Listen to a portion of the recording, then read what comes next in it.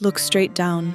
You are clinging to a freezing metal ladder exactly 1,500 feet in the air. The wind is howling at 40 miles per hour, and the entire steel tower you are standing on is visibly swaying back and forth. You aren't up here for a stunt. You are up here to keep the nation's cell phones and internet operational. Without you, the modern world goes dark. If you want airplanes to stop crashing into things, you have to put blinking red lights on the tallest structures in the world. And since drones cannot use wrenches yet, human beings have to scale 1,500-foot television and radio towers to swap the bulbs, fix the antennas, and upgrade the 5G nodes. You climb for hours. There is no elevator. You strap a 50-pound tool bag to your waist, and you start pulling yourself up a vertical metal pegboard. By the time you are 400 feet up, your forearms are screaming. And then there is the safety equipment. You wear a heavy harness equipped with 2 massive metal pelican hooks.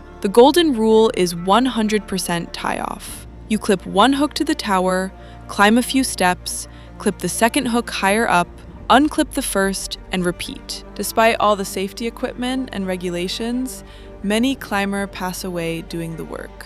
It usually isn't the height that kills them, it's the schedule. Here's the darkest secret of the industry. There is no official, standardized federal academy for tower climbing. You can be hired off the street by a small subcontractor, given a brief safety orientation, handed a harness, and told to climb. Why is it so rushed? Because the massive telecom giants constantly demand brutal, unreasonable deadlines to upgrade their networks. That pressure rolls downhill to the subcontractors, and when there is a deadline, you don't get to wait for spring. If you do it safely, it takes an agonizingly long time, which is why historically, some climbers engaged in free climbing. They would just unclip the safety hooks entirely and climb it like a jungle gym to get the job done faster. If your boot slips, gravity will drag you down through the air for about 12 agonizing seconds before you hit the dirt. In the summer, there is no shade. The steel bakes in the sun and burns through your gloves. Climbers are forced to scale these towers in the dead of winter, too. The steel bakes the heat out of your hands, and ice completely coats the metal rungs, making every single step a chance to step to heaven. When you combine freezing conditions, extreme physical exhaustion, and a rushed schedule, climbing gear errors happen. Carabiners don't get locked properly. Frayed harnesses get ignored to save time. When you are forced to work too fast with inadequate training, a single gear failure is all it takes to become a statistic. And you finally reach the top. The real work begins. You aren't just twisting a glass bulb. You are wrestling with multi-ton gin poles, hoisting heavy cellular radio arrays using rope rigging, and running thick copper cables, and you cannot drop anything. If a 3-pound steel wrench slips out of your numb fingers at 1,500 feet, it accelerates to terminal velocity. By the time it hits the ground, it will punch clean through the roof of a truck like an artillery shell. And then there is the invisible hazard, radiation exposure. Broadcast antennas blast out massive amounts of radio frequency energy. If a climber stands too close to an active node, the waves agitate the water molecules in their body, literally cooking their internal organs from the inside out. Companies are supposed to power down the towers so the climbers can work safely, but turning off the tower drops the cell service for paying customers.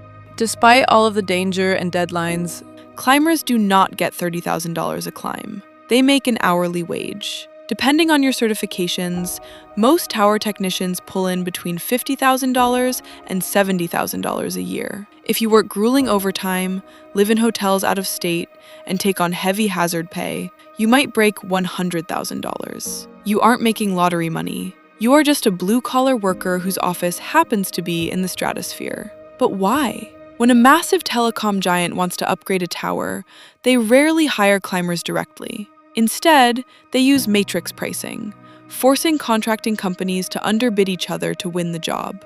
By the time the job trickles down to the actual guys climbing the steel, the budget is slashed, the deadlines are rushed, and safety takes a massive backseat. Every time you stream a video on your phone or listen to the radio, it is because a guy in a heavy harness spent 3 hours doing pull-ups in a freezing windstorm. It is a job of intense stamina, zero fear of heights, and the acceptance that the ground is very far away. Thank you, tower climbers, for your sacrifices. Your work keeps the modern world running. But if you think fighting gravity at 1,500 feet is crazy, you need to see what happens when the job forces you thousands of feet under the ocean, where one wrong move and the pressure will pulverize your body. Click on this video right here to look at the terrifying reality of saturation diving.